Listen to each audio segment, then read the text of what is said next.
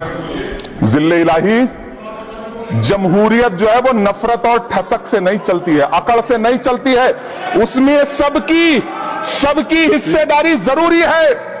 कल देश के माइनॉरिटी मिनिस्टर ने लोकसभा में खड़े होकर एक शेर सुनाया था कि मुझसे कोई बदगुमान न हो, तो मैं उन्हें एक शेर सुनाना चाहता हूं कि मैं आज जद पे हूं तो इतना खुशगुमान न हो, मैं आज जद पे हूं तो इतना खुशगुमान न हो, चराग सबके बुझेंगे हवा किसी की नहीं।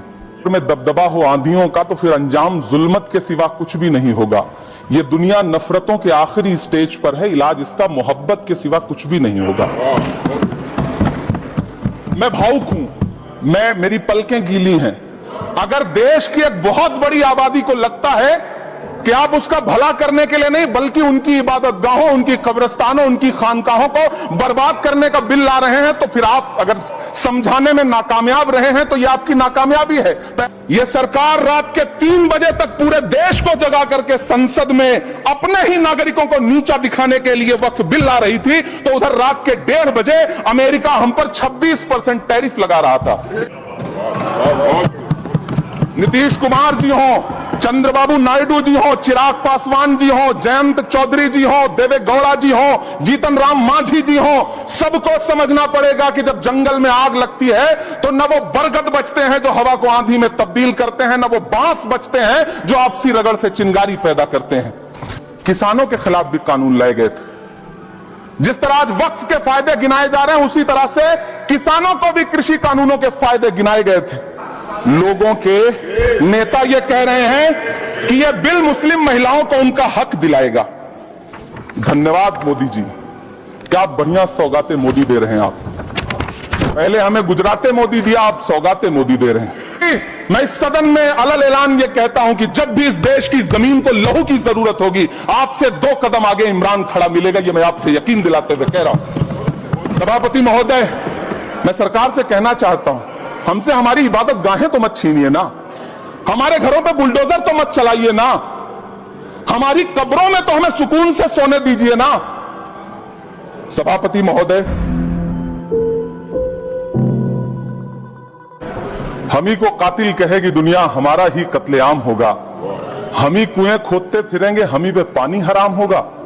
सभापति महोदय, सन 1947 में दिल्ली की जामा मस्जिद की तारीखी सीढ़ियों पर खड़े होकर के भारत रत्न मौलाना अबुल कलाम आजाद साहब ने कहा था कि मुसलमानों कहां जा रहे हो, यह है तुम्हारा मुल्क, यहां तुम्हारे आबाओ अजदाद की कब्रें हैं। उस वक्त मौलाना आजाद की ये सदाएं सुन करके लोगों ने अपने सरों की गठरियां उतार करके रख दी थी। आज उसी दिल्ली में मौजूद देश की संसद में एक बिल आया है जो हमसे उसी जामा मस्जिद की सीढ़ियों के सबूत मांगेगा, जो उन्हीं सीढ़ियों के पास अपनी कब्र में सोए हुए मौलाना आजाद को फिर से कब्र से सदा देनी पड़ेगी कि ये जो कब्र है वो मेरी कब्र है, ये किसी सरकार की जागीर नहीं है। सभापति महोदय, मैं जहां खड़ा हूं इसी संसद भवन के सामने सड़क के उस पार अपनी कब्र में सोए हुए भारत के पूर्व राष्ट्रपति फखरुद्दीन अली अहमद की कब्र है। शायद अब उस कब्र से भी सदाएं आए कि ये कब्र मेरी कब्र है, ये सरकार की जागीर नहीं है। सभापति महोदय, मैं वक्फ कानूनों में किए जा रहे संविधान विरोधी बदलावों के खिलाफ बोलने के लिए खड़ा हुआ हूं। संविधान का आर्टिकल 14 हो, 29 हो, 30 हो, चीख चीख कर कहता है कि देश में सब बराबर के हकदार। आर्टिकल 26 कहता है कि सबको अपने अपने मजहबी कामों के लिए मंदिर, मस्जिद, गिरजाघर, गुरुद्वारों का निर्माण करने का हक है और उसका रखरखाव का भी हक है। लेकिन डॉक्टर बाबा साहब अंबेडकर के संविधान को हर दिन कुचलने वाली यह सरकार देश के मुसलमानों से नफरत में इतनी अंधी हो गई है कि खुलेआम देश की संसद में देश सरकार के माइनॉरिटी मिनिस्टर साहब और होम मिनिस्टर साहब झूठ बोलते हैं और देश को गुमराह करते हैं, झूठ शब्द असत्य बोलते हैं। सरकार ने इस बिल का नाम उम्मीद रखा है। मंत्री जी कल से इसे देश के मुसलमानों के लिए नई उम्मीद बता रहे हैं। नहीं मंत्री जी, न तो यह बिल मुसलमानों के लिए नई उम्मीद है और न ही उम्मीद की नई किरण। सभापति महोदय, भाजपा ने पूरे देश में वक्फ के नाम पर कई सारे झूठ फैलाए हैं। आइए आज उनकी सच्चाई पर बात करते हैं। वक्फ ट्रिब्यूनल को संसदीय शब्द ऐसे बताया जाता है जैसे वक्फ ट्रिब्यूनल कोई मजहबी खाप पंचायत हो। सभापति महोदय, जबकि सच्चाई यह है कि वक्फ ट्रिब्यूनल भी तो सरकारी न्यायिक विभाग है, जिसमें सरकार द्वारा नियुक्त जज होते हैं, जिसमें प्रशासनिक अधिकारी होते हैं, कहीं ऊपर से थोड़ी आ गए।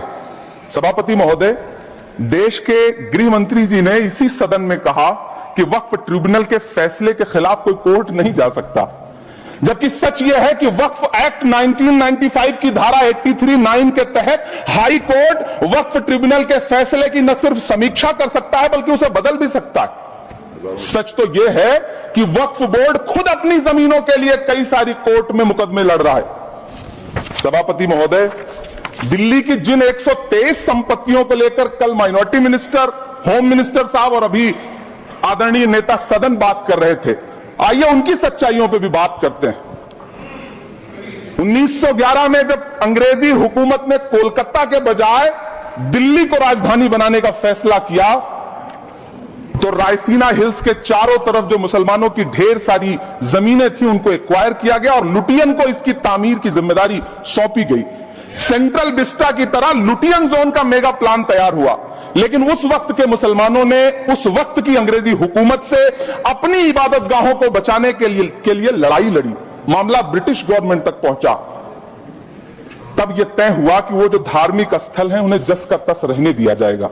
इंडिया गेट के बगल वाली मस्जिद हो जाप्तागंज, सुनहरी बाग मस्जिद हो, पार्लियामेंट रोड वाली मस्जिद हो, ऐसी 123 संपत्तियों के मैनेजमेंट के लिए 1913 में मुसलमान वक्फ वैलिडेशन एक्ट बना और उसके बाद एक नया शहर बसाया गया जिसे लुटियंस जोन का नाम दिया गया।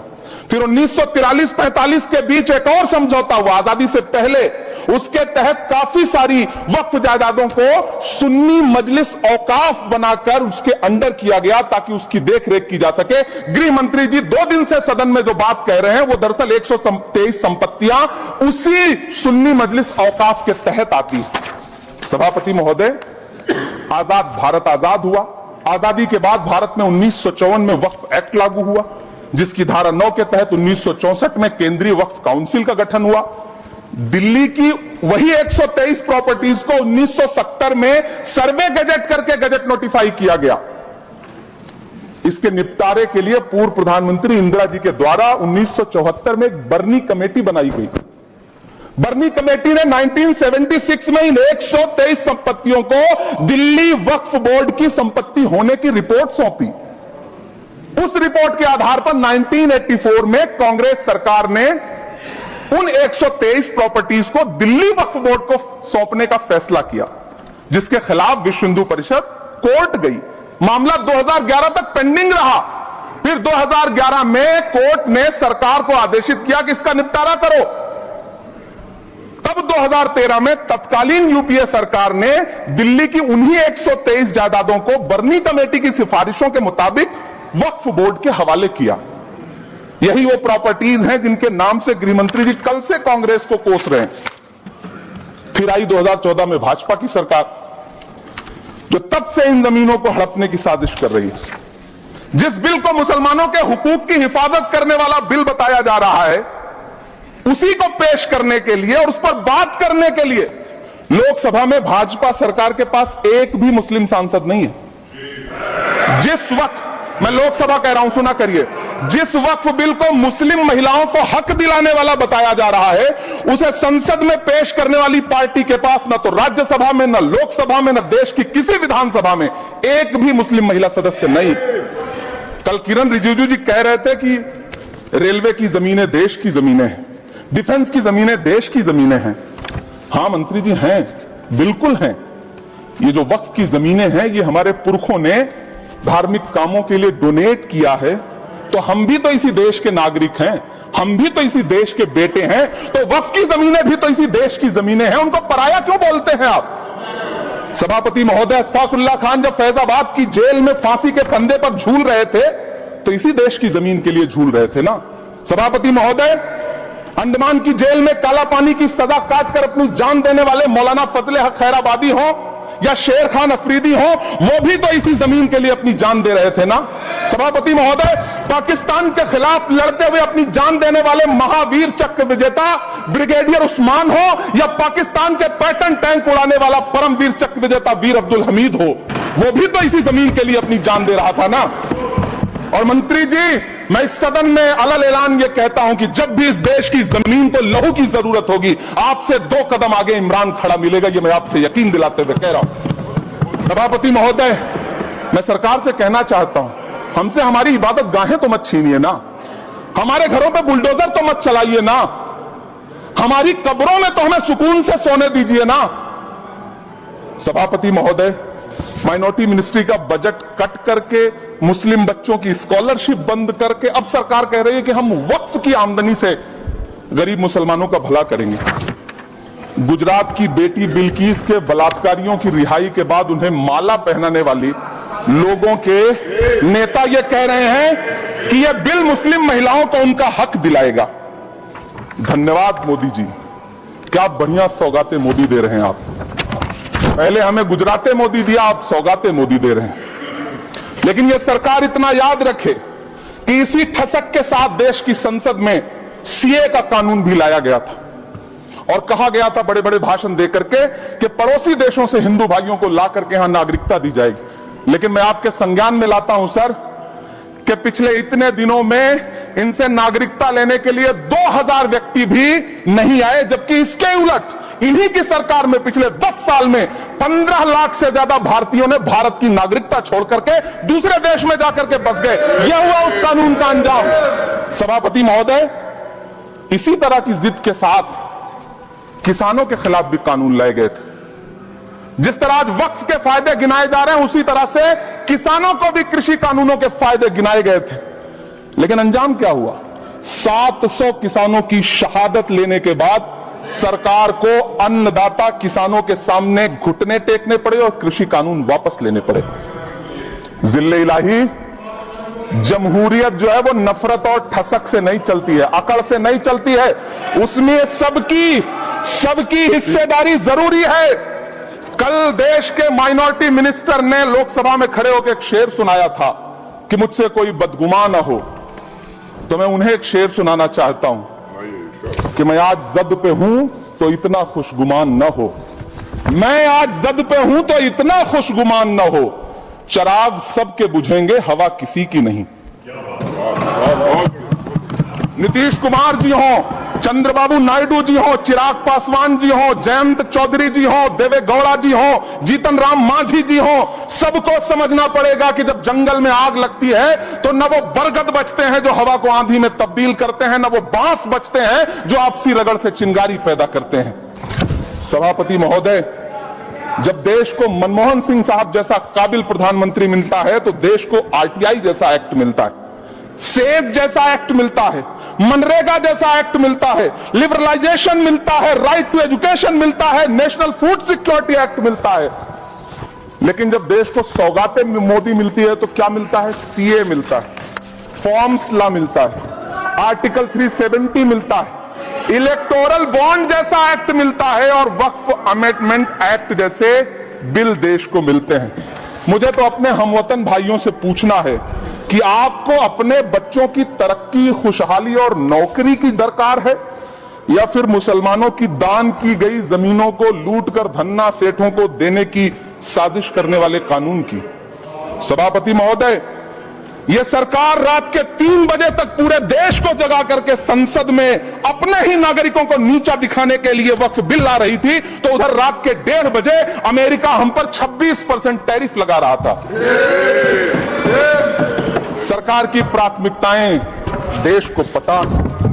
सभापति महोदय, मैं बहुत भावुक हूं आज और मुझे अच्छा लगा कि आदरणीय नेता सदन जगत प्रकाश नड्डा जी ने बहुत अच्छी बातें भी की, मन से बातें की। चूंकि उनके नाम में प्रकाश जुड़ा है तो मैं उनमें हमेशा एक रोशनी की किरण देखता हूं। मैं उनके सामने बहुत अदब से यह बात कहना चाहता हूं कि चरागों के सफर में दबदबा हो आंधियों का तो फिर अंजाम जुल्मत के सिवा कुछ भी नहीं होगा। ये दुनिया नफरतों के आखिरी स्टेज पर है, इलाज इसका मोहब्बत के सिवा कुछ भी नहीं होगा। मैं भावुक हूं, मेरी पलकें गीली हैं। अगर देश की एक बहुत बड़ी आबादी को लगता है कि आप उसका भला करने के लिए नहीं बल्कि उनकी इबादत गाहों, उनकी कब्रिस्तानों, उनकी खानकाहों को बर्बाद करने का बिल ला रहे हैं। तो फिर आप अगर समझाने में नाकामयाब रहे हैं तो यह आपकी नाकामयाबी है। पहले समझाइए, उसके बाद कोई बिल लेकर के आइए, तब शायद हम आपका इतनी पुरजोर तरीके से विरोध ना करें। लेकिन सभापति महोदय, मैं अंत में सिर्फ इतना कहना चाहता हूं कि इस बिल में जो भी पॉइंट्स दिए गए हैं, बॉम्सी पोर्टल देख लीजिए, सरकार का झूठ आपको पकड़ में आ जाएगा। हम डरे नहीं हैं, हम सिर्फ सरकार से अपील कर रहे हैं कि हमें अपना समझिए। हम आपके अपने हैं, इस देश के नागरिक हैं और आप ताकत में हैं। संख्या बल के आधार पर बिल हो सकता है आप पास करा ले, लेकिन आपको यह बात समझनी पड़ेगी कि हम तो वो तारीख हैं, जहनों में रहना है जिसे, कागजी पुर्जे नहीं जो फाड़ डाले जाएंगे। जिस जमीन पर मैं खड़ा हूं ये मेरी पहचान है। आप आंधी हैं तो क्या मुझको उड़ा ले जाएंगे? आपको ये बात समझनी पड़ेगी। आपको अगर इतना विपक्ष की तरफ से पहले जेपीसी में इतने सारे पॉइंट्स आए और उसके बाद कल से लोकसभा में और राज्यसभा में सुझाव आप सुनने को तैयार नहीं है, लोगों की शंका को दूर करने के बारे में आप बिल्कुल सोच नहीं रहे, बस आप कह रहे हैं यह बिल उम्मीद की नई किरण है। नहीं साहब, इसे भले किरण जी लेके आए हैं लेकिन ये उम्मीद की नहीं बल्कि नाउम्मीदी की किरण है। और इस देश की एक बहुत बड़ी आबादी इस बात से खदशे में है, शक में है कि आप सीधे उनकी जमीनों को लूट करके धन्ना सेठों को बेचना चाहते हैं। मेरी अब भी आपसे अपील है कि इस बिल को वापस लीजिए। यह बिल कहीं से आपके अपने नागरिकों के लिए अच्छा नहीं है। यह बिल सिर्फ इस देश के मुसलमानों को नीचा दिखाने का और अपने एक ऐसे मतदाता वर्ग को खुश करने का बिल है जिनको इस बिल के पास हो जाने से कुछ मिलेगा भी नहीं, लेकिन आप एक नैरेटिव देना चाहते हैं, एक मैसेज देना चाहते हैं। मेरी आपसे अपील है कि कृपया ये जो सबका साथ सबका विकास का नारा है, इस नारे को रत्ती भर तो